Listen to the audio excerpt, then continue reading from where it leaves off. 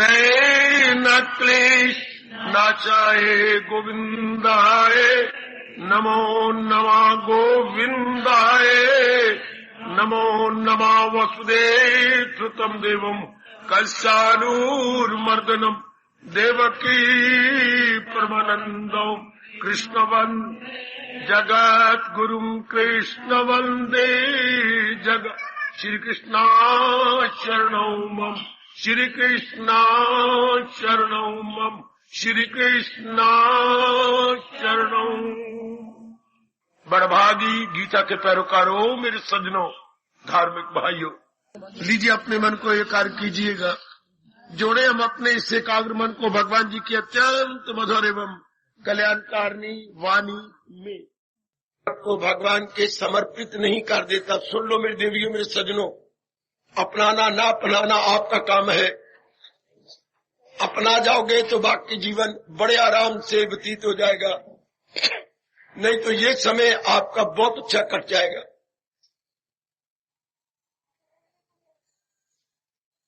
भगवान सिद्धांत रूप में एक बात बहुत ही क्लियर कर रहे हैं। अब यथार्थ रूप में प्रभु जी का उपदेश प्रारंभ होगा। ये सब बातें अर्जुन ने देख ली, बड़ी बातें बनाई, निरर्थक दलीलें दी। आखिर में भगवान जी को अर्जुन से ये कहलवाना था जो अब कहने जा रहा है। ये सिद्धांत जो मैं उस दिन भी बता रहा था, नाना प्रकार की मनमानियां कर कर करके आखिर में जीव भगवान की शरण लेगा। ये एक सिद्धांत अपने मन में रख लेना। कई बातें भगवान से मनौतियों रूप में रख के मना के परिणाम उसका दुख देख लेगा। भगवान के ये शब्द तो कभी उल्टे हो नहीं सकते मेरे सज्जनों, मेरे देवियों। गम बेहिसाब उनको दिन हो के रात। अब हमें भेजा गया है आपको याद कराने के लिए, दिलो जान से आपको याद करवा रहे गए। जैसे 2 और 2 4, कोई 3 और 5 तो कहने से रहा, 4 ही कह गए, इसे सिद्धांत कहते हैं। इसलिए जीव, मैं और आप जो मनुष्य रूप में यहां पर आए, पूर्णपेन शरण अपने भगवान की लेनी थी। अज्ञानता से कह लो मेरी देवियों, मेरे सज्जनों, हमने संसार की शरण ले ली, कंचन की, कामनी की, कीर्ति की। उसका परिणाम आदि, व्याधि, उपाधि, ये नाना प्रकार के क्लेश और मुसीबतें। अपने को भी देखा, रिश्तेदारों को भी देखा, गली मोहल्ले वालों को देखा, इर्द गिर्द को देखा, जानकारों को देखा, रिश्तेदारों को देखा। इसी में मुब्तला है, इसी में ग्रस्त है। आखिर में फिर इंसान का होता क्या है, इंसान का बनता क्या है? प्रभु की शरण। जैसे अर्जुन ने अपने मन से लेनी शुरू की। बड़े कमाल के ये शब्द हैं उनके, बड़े गजब के। तबीयत कमजोर, दिल नर्म है। इसका अर्थ मैं दुविधा में हूं, मुझे नहीं समझ आ रही कि अब मैं क्या करूं। बड़ा हैरान और परेशान हूं, आपके चरणों में आन गिरा हूं। जो कुछ आप कहेंगे उसे अपनाता हुआ दिखा दूंगा। इसे शरण कहती है मेरे सज्जनों। शरण होती है न बुद्धि मेरी, न मन मेरा, न तन मेरा। शरण में भी 3 ही शब्द अक्षर है, श, र और अणा। 3 ही अक्षर है। और इधर भी भगवान जी ने हमें 3 ही उपकरण यानी इक्विपमेंट्स दिए हैं। ध्यान से सुन लेना, आप गीता ज्ञान यज्ञ शुरू हो गया। अब जब जीव अपने आप को सरेंडर करता है, सिर भी झुक जाता है, छाती भी झुकती है और हमारे हाथ भी श्री चरणों को स्पर्श करते हैं, इसको बोलती है कंप्लीट सरेंडर। मेरी माताओं, बेटियों, बुजुर्गों और भाइयों, पूर्ण समर्पित जीवन जिसमें अहमपना नहीं होता। अपनी कामना तो जीव ने पहले ही पूरी करके देख ली होती है, इसमें सिवाय दुख के कुछ नहीं। एकाग्रता से काम लेना। ऐसा जीव पहले देख चुका है कई जन्मों में कि मनमानी का परिणाम अकथनीय दुख, अकथनीय अशांति, अकथनीय बेचैनी और बेकरारी। इसलिए ऐसे जीव को कुछ और कहने की जरूरत ही नहीं, उसका निजी अनुभव हो चुका है कि मनमानी करने से जीव सदा दुख ही पाता है। भले ही मन उसे सबज बाग दिखाए पर पाता वो दुख है। तो आखिर में कोई सीमा तो होती है ना। इस सीमा पे जा पहुंचता है, इस चरम सीमा पर जा पहुंचता है कि नहीं, मेरी बड़ी भारी भूल है,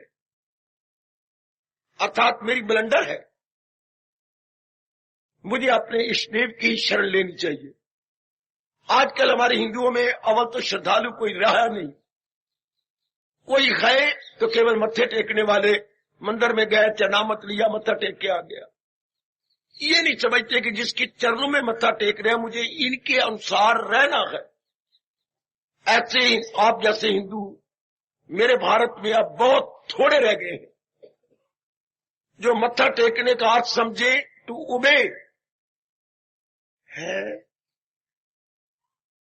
रिस्पेक्ट मीन्स टू ओबे, कि मैं आपका हूं मालिक, अब मैं सदैव आपका बना रहूंगा। अर्थात जो कुछ आप कहेंगे उसे अपने जीवन में ढालूंगा। याद रखना, यह है समर्पित जीवन। सिर्फ आजकल के बाहरी रूप में मत्था टेक देने का मतलब जीरो है। जब तक हम भगवान के अनुसार अपना जीवन गुजारना शुरू नहीं करते। जरा इस बात को पकड़ लीजिए, मैं आगे बढ़ जाऊं। शरण का मतलब भगवान का बन जाना। शरण का मतलब होता है बुद्धि में भक्ति का इरादा कर लेना, मन में भगवत चिंतन करना शुरू कर देना और शरीर द्वारा भगवान के प्रेम में भरकर कर्म करना। चाहे भगवान जी हमारे से कैसा ही कर्म क्यों ना ले रहा हो, चाहे आप दफ्तर में हैं, चाहे आप दुकानदार हैं, चाहे आप स्कूल में पढ़ाती हैं, चाहे आप स्टूडेंट हैं, किसी भी आप फील्ड में हैं, इंसान दिन भर इन 5 क्षेत्रों में कर्म करता है।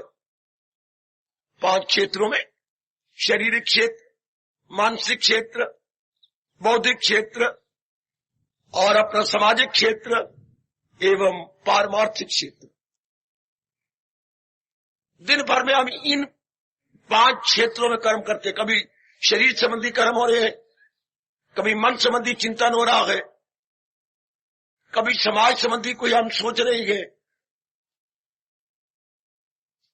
कभी बुद्धि के बारे में निर्णय लिए जा रहे हैं और कभी परमार्थ के बारे में अपने कल्याण का सोचा जा रहा। यही 5 क्षेत्र है जहां इंसान अपनी 24 घंटे बिता देता है। हम लोग जो अपना कल्याण करके रहना चाहते हैं और कल्याण करके जाना चाहते हैं, मेरे देवियों, याद रखना, हम लोग पूर्णपेन भगवान के बन जाते हैं। पूर्णपेन का मतलब जो मेरे प्रभु आज्ञा करेंगे मैंने उसी के अनुसार जुटना है, क्योंकि महाराज जी की आज्ञा को पालने में ही मेरा कल्याण है। इतनी सी बात कई जन्मों के बाद आती है। मेरे बुजुर्गों, मेरे भाइयों, मेरी माताओं, मेरी बेटियों, भगवान ने ये क्या नियम बनाया है, जन्म पर जन्म लेके, जन्म पर जन्म लेके, जन्म पर जन्म लेके, बहुनाम जन्मनाम अंते। इसलिए भगवान रोकती हैं कि ये राज की बातें हर एक से मत कहो। वे कदरी करेंगे, कोई आपकी परवाह नहीं करेगा।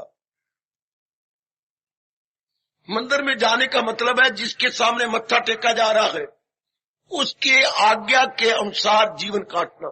याद रखना,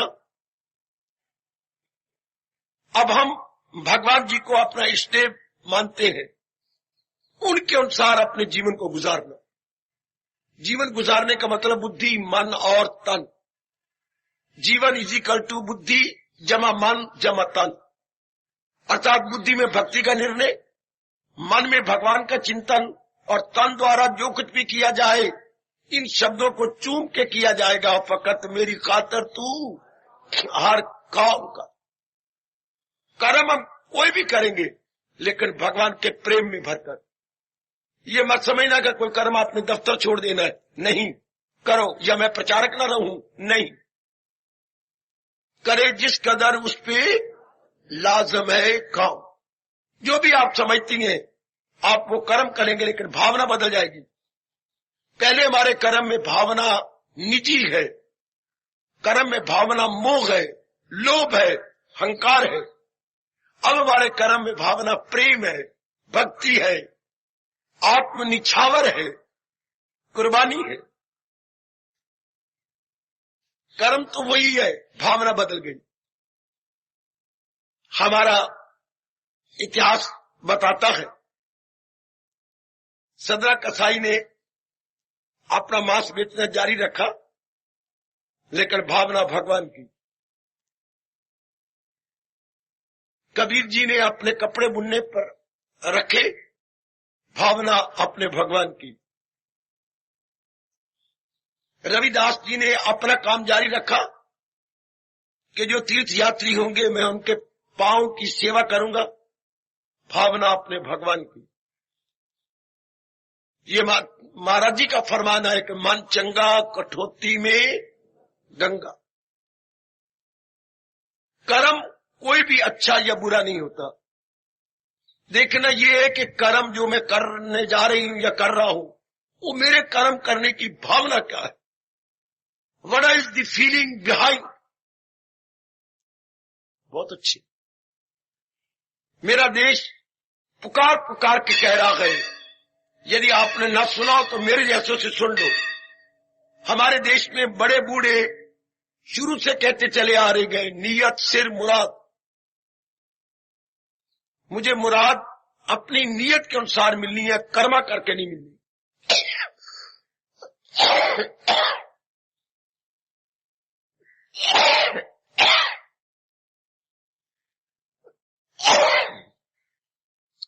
कर्म चाहे हम कुछ भी कर रहे हो मेरी देवियों मेरे सजनों, भगवान ने कर्म नहीं देखना। चाहे हम किसी प्रकार का कर्म कर, भगवान को कर्म नहीं पसंद, भगवान को कर्म में छिपी हुई भावना पसंद। भगवान को दूध नहीं पसंद, भगवान को दूध में छिपा हुआ माखन पसंद है। एक दृष्टांत दे रहा हूं, आप रख लेना।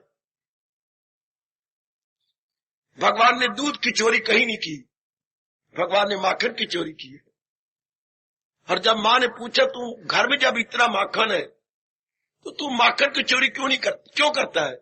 मां, माखन में तेरा नाम आता है ना, इसलिए माखन मुझे बड़ा प्यारा लगता है। माखन माखन, तेरा नाम जो इसमें आता है और मैं तुझे बड़ा प्यारा हूं और तू भी मुझे बहुत प्यारी लगती है, इसलिए मैं माखन चुराता हूं, दूध नहीं, दूध में तू नहीं है।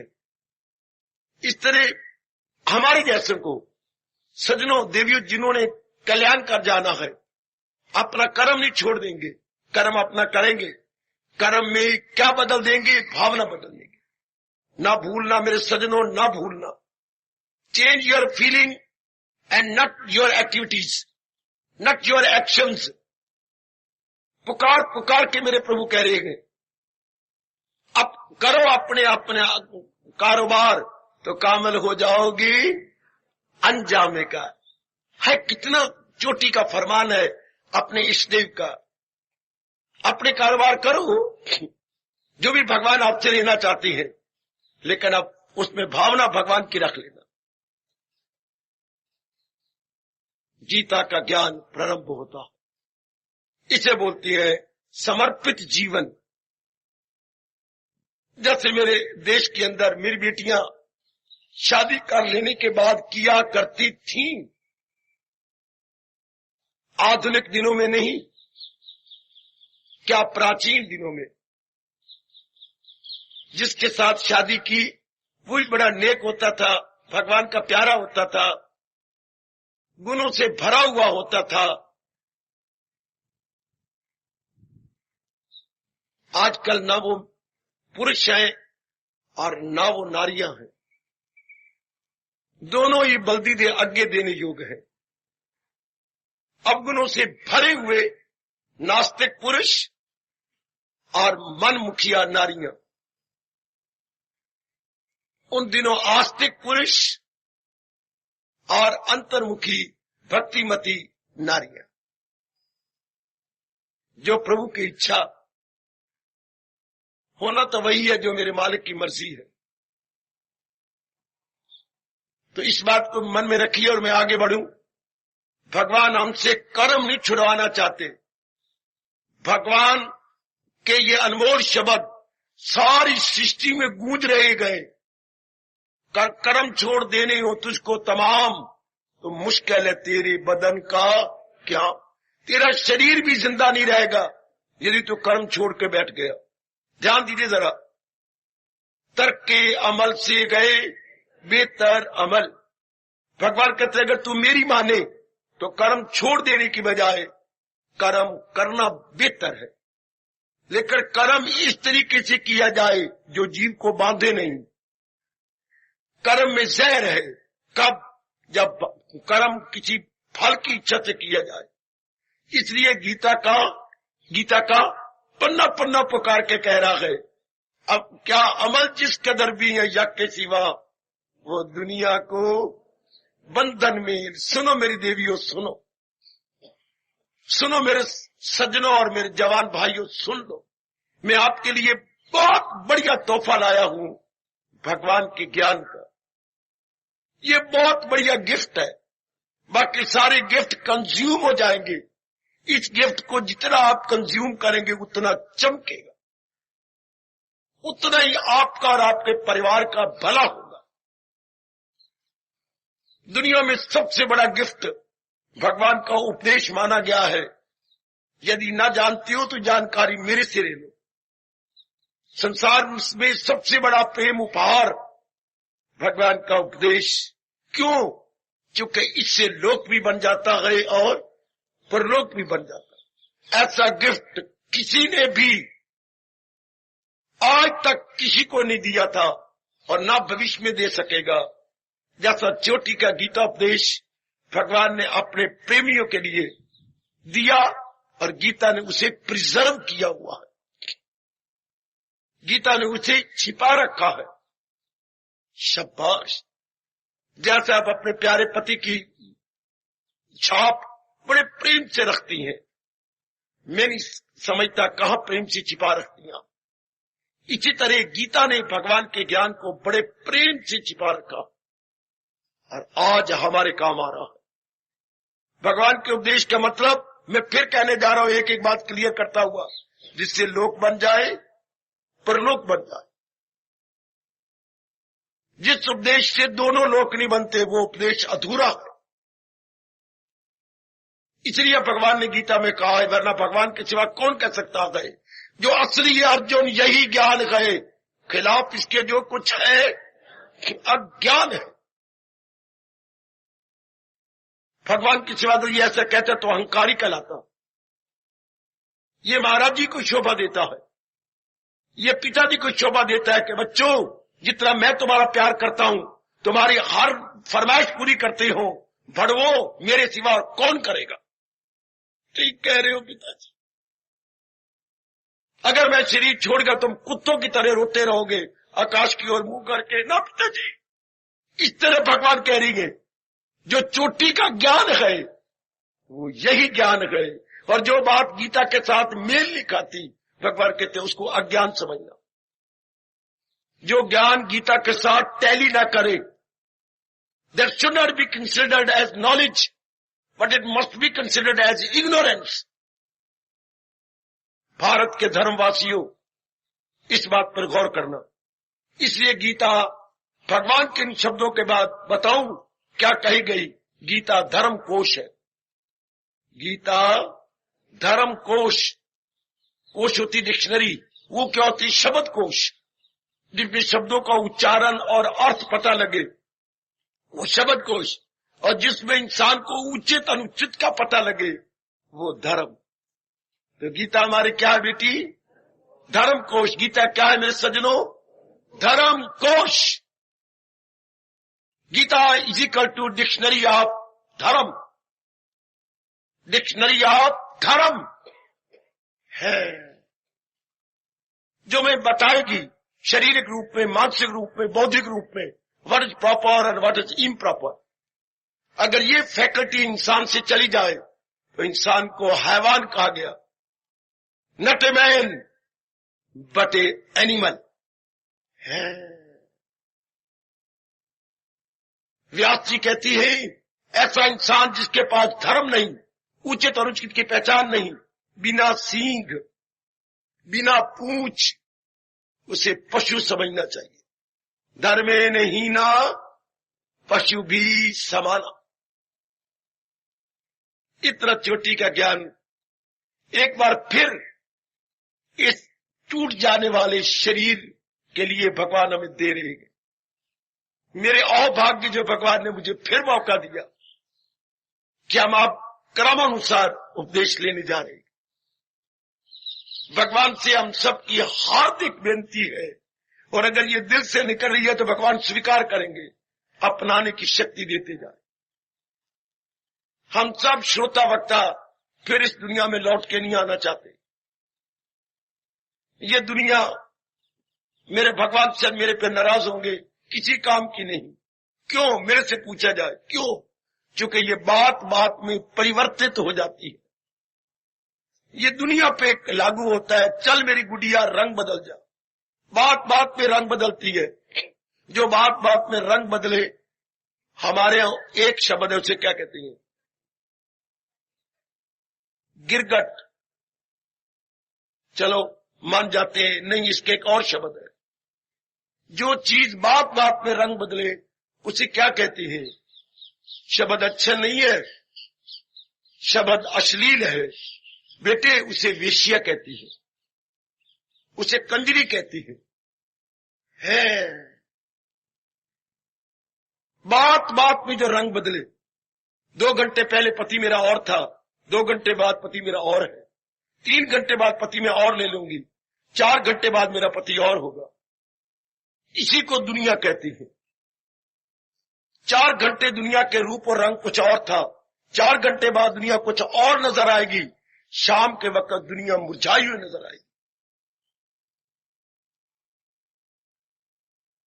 तो इसलिए मेरे परमात्मा, हमारे इष्टदेव क्या कहते हैं? दाना कहां इससे। दाना आदमी कभी भी दुनिया पे दिल दे के नहीं मरेगा। दाना आदमी क्या लगा? दुनिया बनाने वाले पे दिल देगा। दुनिया में व्यवहार तो हम करेंगे, पर दुनिया का इतबार नहीं करेंगे। याद रखना, दुनिया में व्यवहार किया जाना चाहिए, पर इसका इतबार नहीं किया जाना चाहिए, चूंकि ये बदल जाती है। इसने सदा एक रूप में रहना ही नहीं, रह सकती नहीं। क्यों? परमात्मा ने नियम ही ऐसा बनाया। ये बदलती जाएगी, और बदलती हुई कहां तक बदलती जाएगी? कोई बताएगा मुझे? ये कहां तक बदलता? अगर सीमा होती है हर बात की। दिन की सीमा है रात, रात की सीमा है प्रभात, दिन की सीमा है रात, और रात की सीमा है प्रभात। तो परिवर्तन की सीमा है कब तक? प्रलय। जब तक सृष्टि में प्रलय नहीं हो जाती, अर्थात जब तक सृष्टि दोबारा भगवान में समा नहीं जाती। प्रलय का मतलब क्या होता है बच्चे? लय हो जाना। किसमें? जिससे कोई चीज निकली हो। प्रय तो उपसर्ग होती है। किसी शब्द को सुंदर बनाने के लिए प्रय क्या है? श्रृंगार है। किसी शब्द का श्रृंगार है ये उपसर्ग बोलते हैं इसे, प्रय, उप, इससे कई शब्द ऐसे हैं जो वो लगा दे तो बड़े सुंदर लगते। जैसे आप श्रृंगार कर ले तो श्रीमान तो सुंदर लगेंगे, हमारे जैसे को बुद्धू लगेगी। क्योंकि जिस देश में मैं और आप पैदा हुए हैं वो देश इस श्रृंगार को श्रृंगार नहीं मानता। हमारा भारत क्या आपके गुणों को श्रृंगार मानता है। विशेषकर 2 गुण आप में श्रृंगार के रूप में चमकते हैं और हर जगह आपकी कदर होती है, मधुर वाणी, मधुर व्यवहार। यूं तो बढ़िया श्रृंगार किया और कठोर बोलो और व्यवहार एक ब्याही कुत्ती की तरह करो, उस श्रृंगार का क्या फायदा। नारी के तो 2 ही श्रृंगार हैं, सुनिए जरा ध्यान से, मधुर वाणी, मधुर व्यवहार। मधुर वाणी, मधुर व्यवहार। नर के भी 2 ही है श्रृंगार, नर के भी 2 जी, पक्का इरादा और भक्ति का भाव। वरना नर को क्या बोल गया, नपुंसक कहा गया। नपुंसक न नारी न नर, हिजड़ा। जिस नर में ये 2 गुण नहीं, भक्ति का भाव नहीं और इरादा मजबूत नहीं, उस इंसान को भगवान क्या कहती है, तू अर्जन न बान ईज ना मर्दोजार, नहीं तेरे शाया ये शाह जी की। आगे प्रसंग आएगा, हम सुनेंगे। भगवान ने महारथी को किस संबोधन से पुकारा, बड़ा गंदा संबोधन। क्या कहा, न मर्द। अगर किसी और ने कहा होता, अर्जुन लाजमी तौर पर सिर कट के सामने फेंकता। अर्जुन जैसे को न मर्द कहना, यह भगवान को शोभा देता है कि भगवान कह दे। क्योंकि जो अर्जुन ने व्यवहार किया वो न मर्दों वाला था। ये ना तो शोभा नर को देता था न नारी को। मैं एक बार फिर कहना चाहता हूं, इंसान नर के श्रृंगार 2 हैं, भला कौन कौन से, पक्का इरादा और भक्ति का भाव। आप अपने आप को हिंदुस्तान के धर्म के अनुसार, गीता धर्म के अनुसार मर्द कह सकते हैं। बाबा बाबा एक बार इरादा कर लिया, नहीं तो जानते हो भगवान ने कितनी बद्दुआ दी है, इरादा न हो जिसका रहेगा ख्यालों में उलझा। जैसे ये काला टाइम जा रहा है, जैसे आप लोगों ने टेंशन कहना शुरू कर दिया है। टेंशन इन अदर वर्ड्स दुविधा। दुविधा का मतलब किसी बात पर निर्णय न कर सकना, किसी बात पर निर्णय न करना। ऐसे नालायक मूर्ख जीव ही चंद दिनों के बाद आत्महत्या कर लेती है।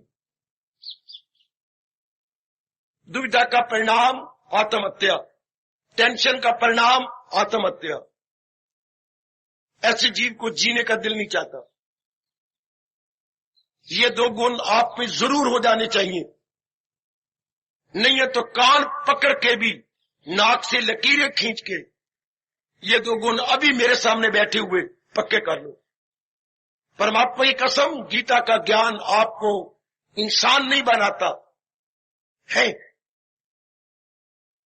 गीता का ज्ञान आपको महापुरुष नहीं बनाता है, गीता का ज्ञान आपको देवता बनाता है। इंसान देव पुरुष बन जाता है। बाबा, देव पुरुष ही नारायण के दीदार के काबिल होता। बेटी देखो गीता कृष्ण क्या कह रही है। गीता आपको क्या क्या क्या एक अच्छी नारी नहीं बनाना चाहती।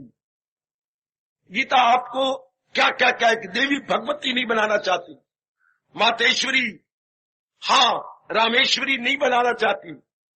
गीता आपको एक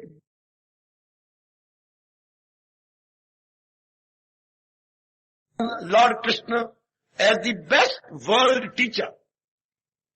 हम महाराज जी को जगत गुरु में, जगत गुरु के रूप में प्रणाम करते हैं, प्रणाम करते रहेंगे।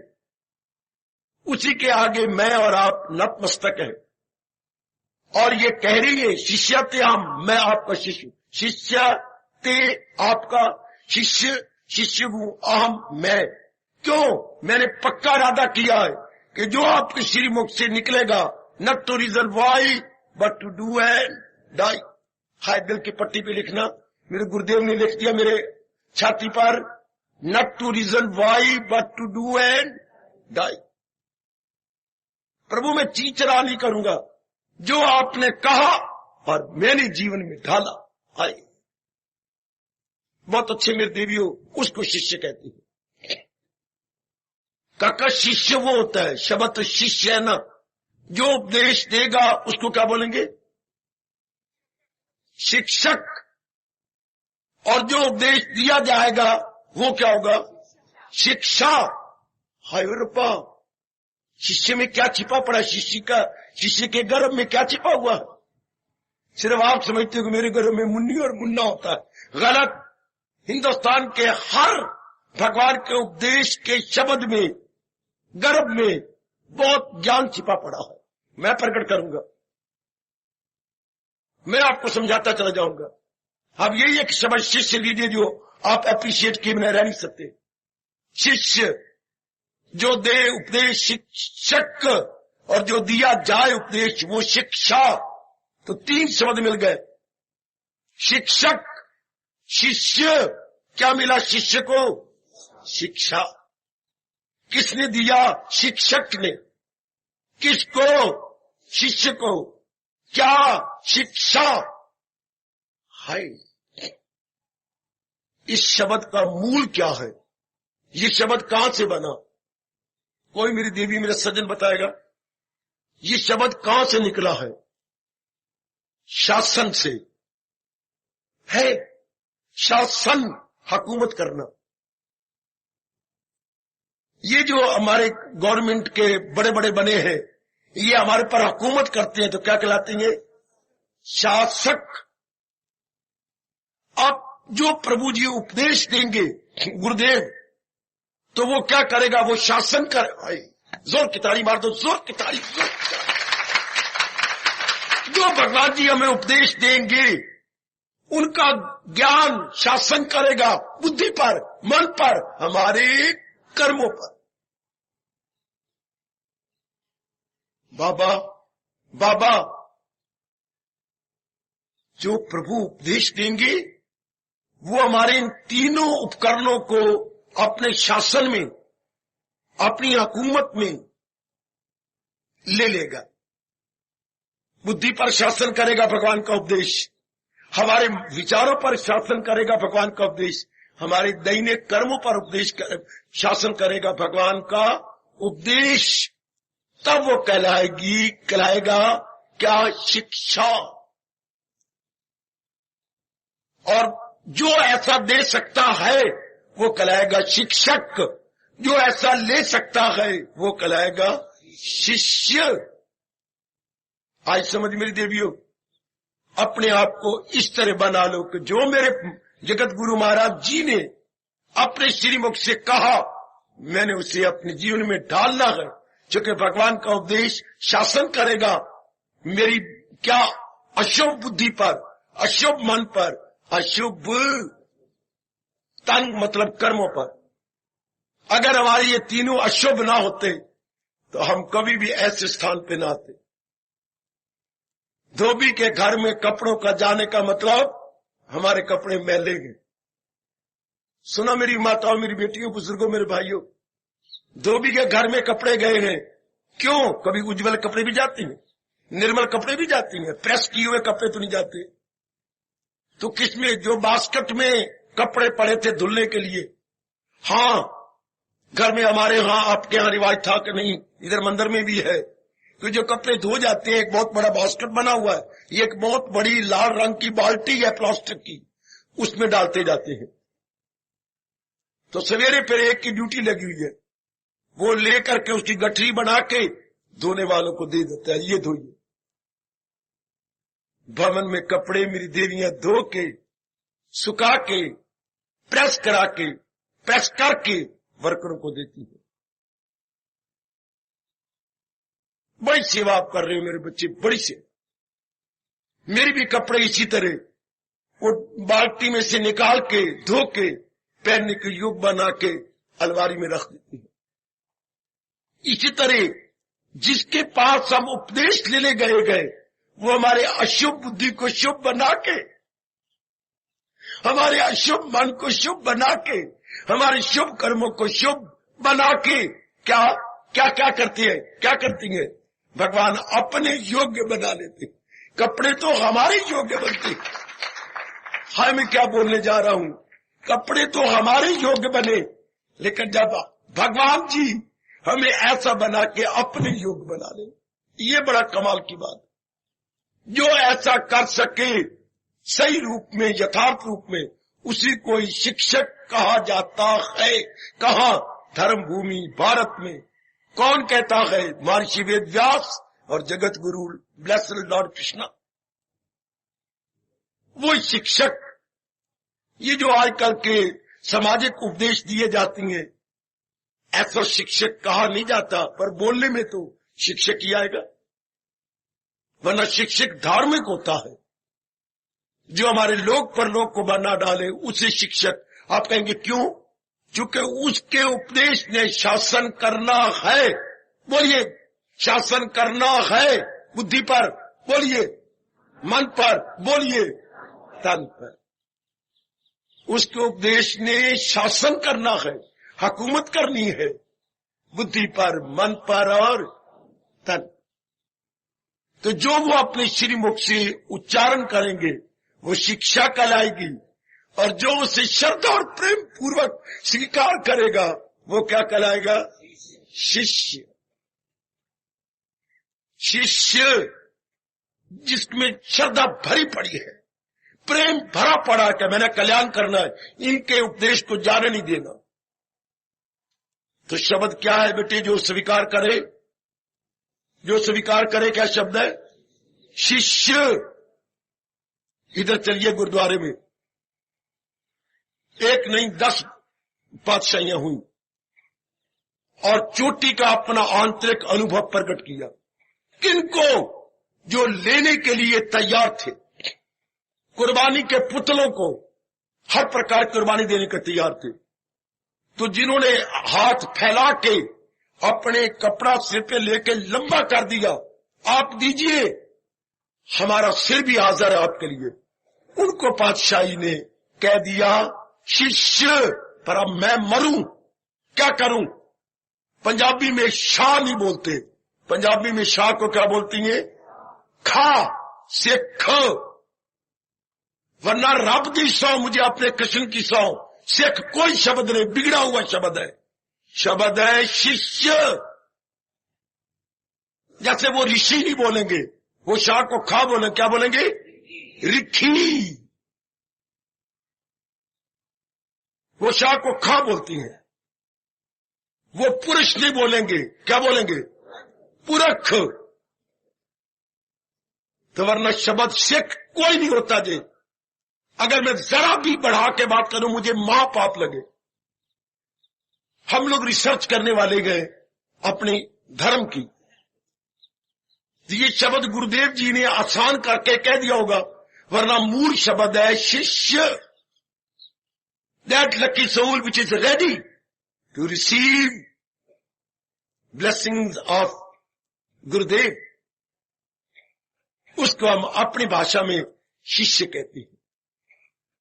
ऐसा चोटी का उपदेश भगवान जी अर्जुन के बहाने अब मुझे और आपको प्रदान करने जा रहे हैं।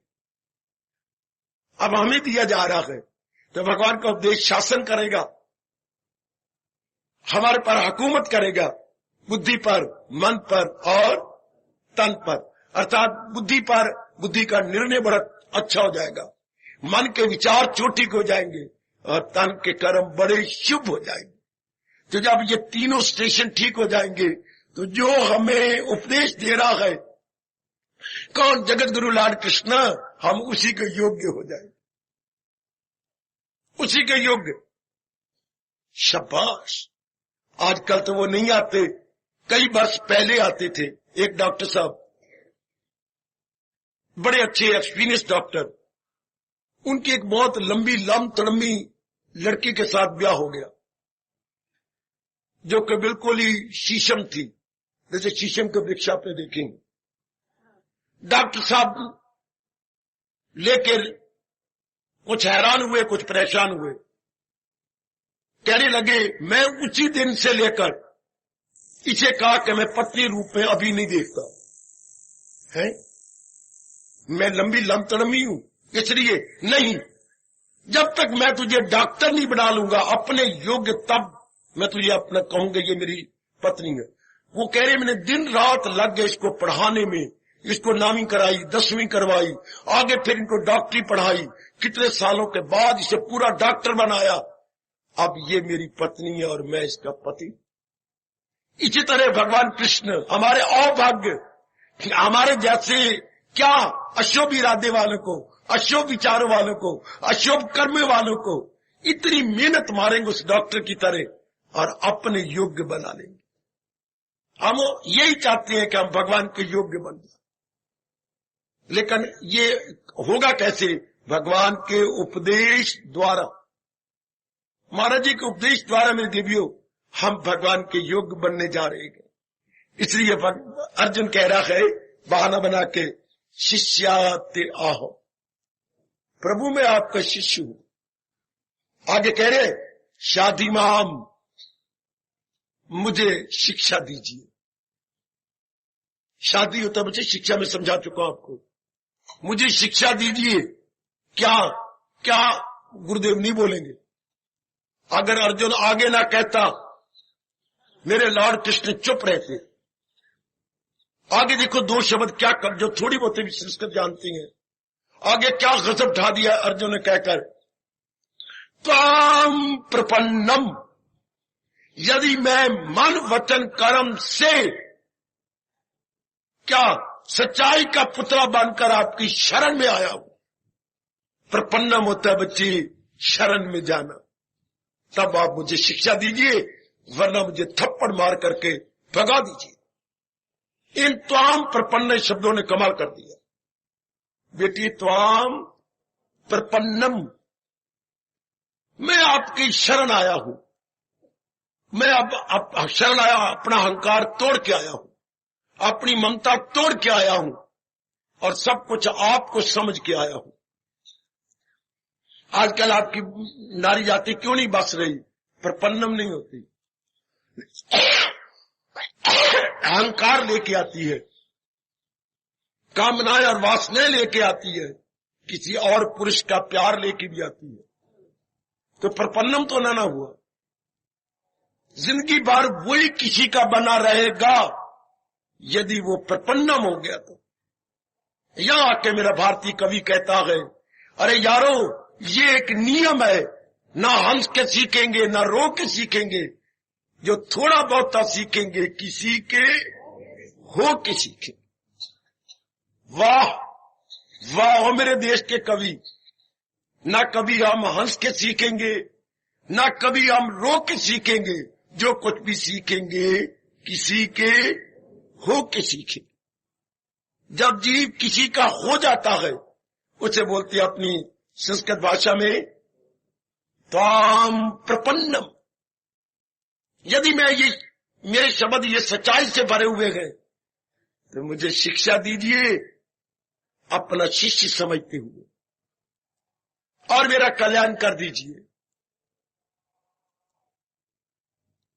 भगवान ने छाती से लगा ली, क्योंकि अर्जुन सच्चाई का पुतला है, अर्जुन छली वली नहीं है। अर्जुन आज के शिष्यों की तरह हाथी के दांत की तरह दिखाने के और खाने के और की तरह नहीं है मेरी देवियों। अर्जुन मन वचन कर्म से एक जैसा है। जो मन वचन कर्म से एक हो उसको क्या बोलती हैं? जो देश में फैल रहा है मन वचन कर्म से एक, उसे नीति कहती है। और जो मन में कुछ, बुद्धि में कुछ, कर्मों में कुछ, उसे राजनीति कहती है। हाय भाई हाय हाय, ये 2 शब्द पकड़ो मेरे से। नीति क्या होती है? जो मन वचन कर्म से एक नीति जो भगवान ने दी और अर्जुन ने प्रकट की। अगर मैं नीति संपन्न हूं तो मुझे अपना शिष्य बना लीजिए। नीति संपन्न, और जो देश में सियासत जाती है, सियासत या पॉलिटिक्स। तो पॉलिटिक्स क्या होती है? बुद्धि में कुछ रखना, मन में कुछ बताना, प्रगट द्वार बाहर रूप में कुछ और ही प्रकट करना। मन वचन कर्म से एक हो तो नीति, और मन वचन कर्म से विपरीत हो तो राजनीति। ये आजकल ऐसी गंदी राजनीति जारी है, बहुधा राजनीति, जिसका परिणाम गम बेहिसाब उनको दिन हो के वो ऐसे राजनीति जो ऐसा कर रहा है अपने को उल्लू बना रहा, अपने को बुद्धू बना रहा है, वो खुद ही बुद्धू बन रहा है, खुद ही अपने भविष्य को गंदा किए जा रहा, खराब किए जा रहा। आप तो ऐसे नहीं ना, आप तो नीति संपन्न है ना, तभी तो भगवान का उपदेश आपके अंदर बैठेगा। क्या गजब ढा दिया अर्जुन ने ये कहकर, त्वाम प्रपन्नम। क्या इशारे कर रहे हैं शब्द हमें? सिर्फ आपकी जाति ही मेरे जाति के साथ नहीं इशारे करती, आंखों के साथ। इधर भगवान क्या, ये महाराज जी के शब्द और अर्जुन के शब्द भी इशारा कर जाएंगे, ऐसे इशारे कर जाएंगे जो आने वाली धार्मिक पीढ़ियों को जगा जाएंगे। आपके इशारे तो शरारत से भरे होते हैं, क्षमा करना। अर्जुन के इशारे ज्ञान से भरे हुए, और जो भगवान ने कहा उनको मैं इशारे कहूं? नहीं, अर्जुन के इशारे भगवान के उद्गार। क्या शब्द है मेरे बच्चों? उद्गार।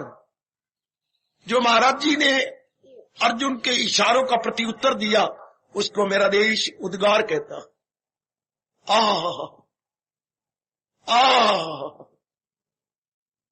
ये महाराज जी के उद्गार, शाबाश।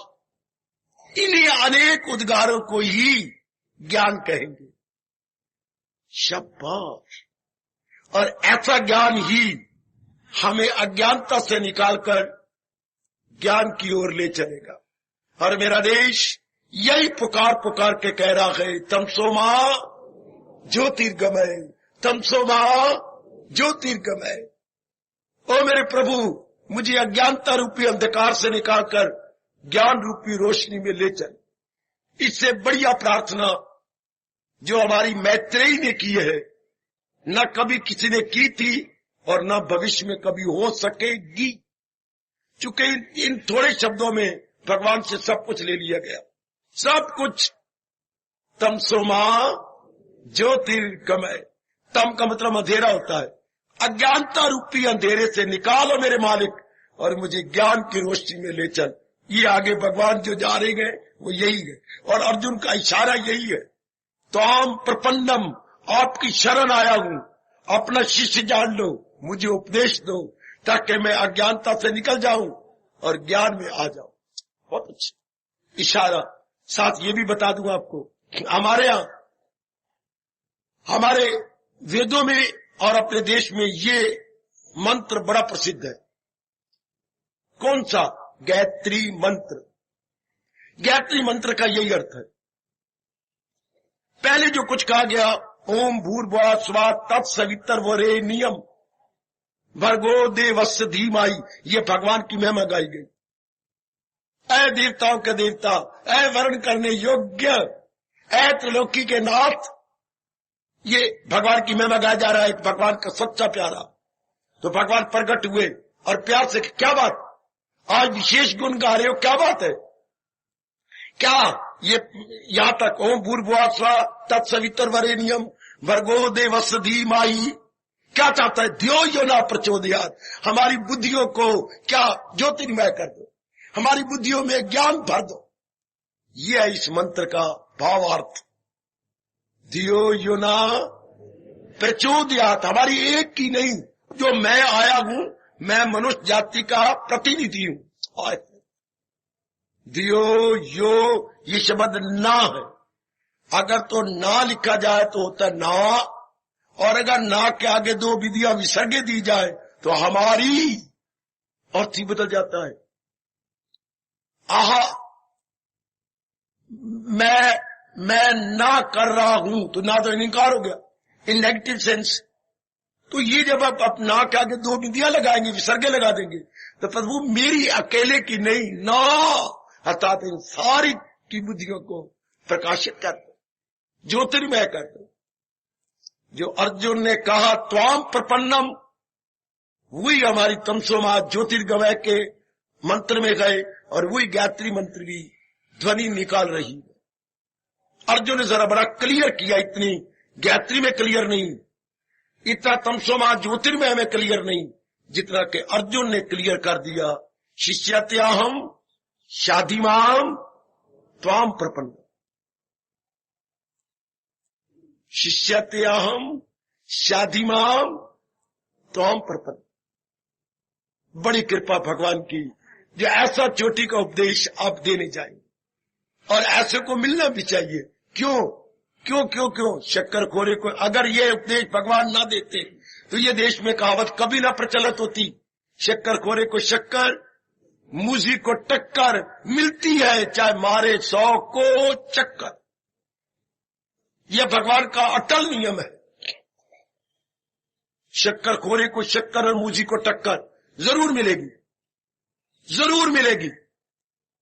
पांडवों को भगवान ही मिलेंगे और दुर्योधन, चंडाल चौकड़ी दुर्योधन प्लस दुशासन प्लस करण और प्लस भेड़ा मामा अपना शकुनी, इसे बोलते हैं चंडाल चौकड़ी। तो इनको कौन मिलेगा?